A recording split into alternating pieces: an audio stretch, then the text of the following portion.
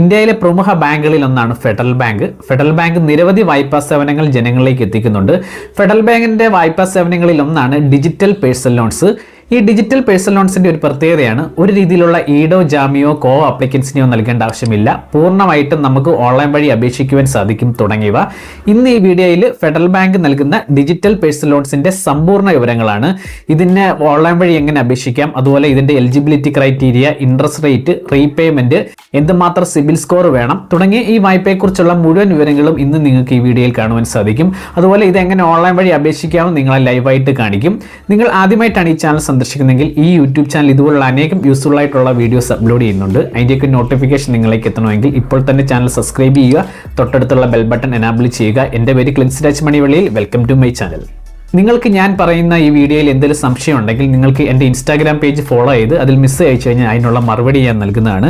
Federal ബാങ്കിന്റെ official വെബ്സൈറ്റിൽ കൊടുത്തിരിക്കുന്ന വിവരങ്ങൾ അടിസ്ഥാനമാക്കിയാണ് വീഡിയോ തയ്യാറാക്കിയിരിക്കുന്നത്. ഫെഡറൽ ബാങ്കിന്റെ ഡിജിറ്റൽ പേഴ്സണൽ ലോണിനകത്ത് ലഭിക്കുന്ന വായ്പാ തുക കുറഞ്ഞത് 50,000 രൂപയും പരമാവധി 5 ലക്ഷം രൂപ വരെയാണ് അർഹതപ്പെട്ടവർക്ക് ലഭ്യമാകുന്നത്. തിരിച്ചടവ് കാലാവധിയായിട്ട് 12 മാസം മുതൽ 60 മാസം വരെയാണ് ലഭ്യമാകുന്നത്. അതുപോലെ തന്നെ നമ്മൾ ഏതൊരു വായ്പ എടുക്കാൻ പോയാലും നമ്മൾ ആദ്യമേ പരിഗണിക്കേണ്ടത് അതിന്റെ വാർഷിക പലിശ നിരക്കാണ്.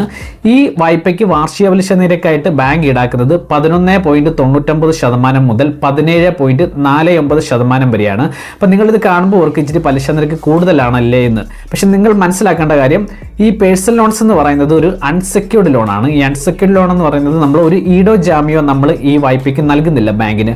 അതുകൊണ്ട് തന്നെ ഇങ്ങനെയുള്ള പേഴ്സണൽ ലോൺസിന് ഏതൊരു ബാങ്കിൽ നിന്ന് നമ്മൾ വായ്പ എടുത്താലും പലിശ കൂടുതലായിരിക്കും എന്നുള്ള കാര്യം നമ്മൾ മനസ്സിലാക്കിയിരിക്കണം. കൂടാതെ പ്രോസസ്സിംഗ് ഫീസ് എടുത്ത വായ്പയുടെ 2% പ്ലസ് GST ബാങ്ക് ഈടാക്കും. ഇതിന് പുറമെ നമ്മൾ എടുത്ത വായ്പ ഏതെങ്കിലും കാരണവശാൽ നമ്മളുടെ കുറച്ച് പണം എത്തിച്ചേർന്ന് നമ്മളത് മുൻകൂറായിട്ട് തിരിച്ചടയ്ക്കുകയോ അല്ലെങ്കിൽ പ്രീ ക്ലോസ് ചെയ്യാൻ തീരുമാനിക്കുകയോ എങ്കിൽ ചാർജ് ഈടാക്കും ബാങ്ക് നമ്മളിൽ നിന്ന്.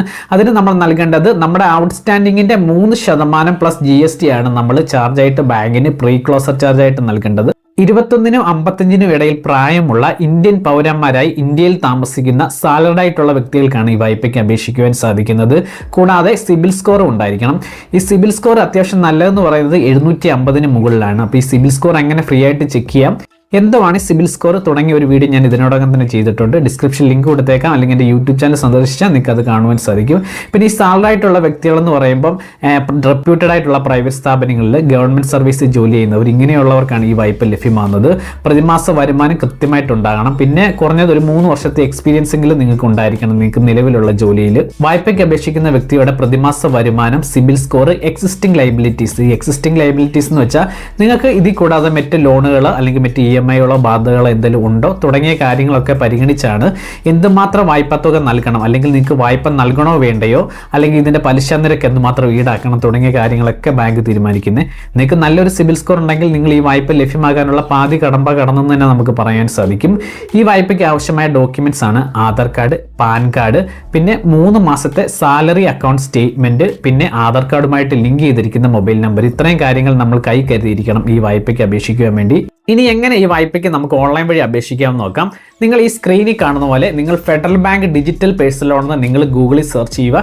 ഗൂഗിളിൽ സെർച്ച് ചെയ്യുമ്പോൾ നിങ്ങൾക്ക് ഇതുപോലൊരു പേജ് വരും. ഇവിടെ നിങ്ങൾക്ക് ഫെഡറൽ ബാങ്കിന്റെ ഒഫീഷ്യൽ വെബ്സൈറ്റ് ആണെന്ന് ഉറപ്പ് വരുത്തിയതിന് ശേഷം നിങ്ങൾ ഡിജിറ്റൽ പേഴ്സണൽ ലോൺ എന്ന് ക്ലിക്ക് ചെയ്തതിന് ശേഷം നിങ്ങൾ ഉള്ളിലേക്ക് പോവുക.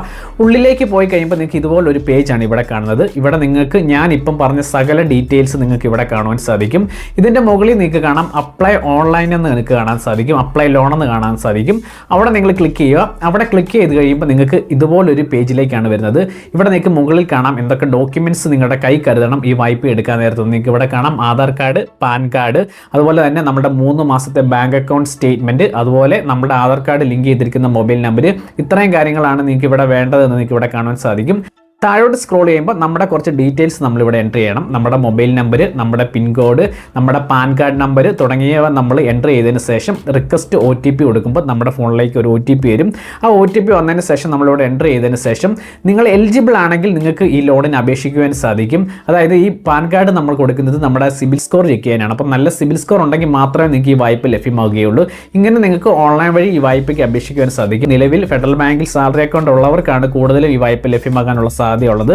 നിങ്ങൾക്ക് വളരെ സിമ്പിളായിട്ട് നിങ്ങൾക്ക് ഇത് ഓൺലൈൻ വഴി അപേക്ഷിക്കാം. അപേക്ഷിക്കുന്ന എല്ലാ വ്യക്തികൾക്കും കിട്ടുന്നൊന്നുമില്ല. പിന്നെ ആർക്കെങ്കിലും ഈ വായ്പ ലഭ്യമായിട്ടുണ്ടെങ്കിൽ, നിരവധി പേർക്ക് ലഭിച്ചിട്ടുണ്ട്, ലഭ്യമായിട്ടുള്ളവർ അവരുടെ അനുഭവം കമന്റ് ബോക്സിൽ രേഖപ്പെടുത്തുക. അനേകം പേർക്ക് അത് ഉപയോഗപ്പെടുന്നതാണ്. നിങ്ങൾക്ക് എന്തെങ്കിലും സംശയം ഉണ്ടെങ്കിൽ എൻ്റെ ഇൻസ്റ്റാഗ്രാം പേജ് ഫോളോ ചെയ്ത് മെസ്സേജ് അയച്ചതിനുള്ള മറുപടി ഞാൻ നൽകുന്നതാണ്.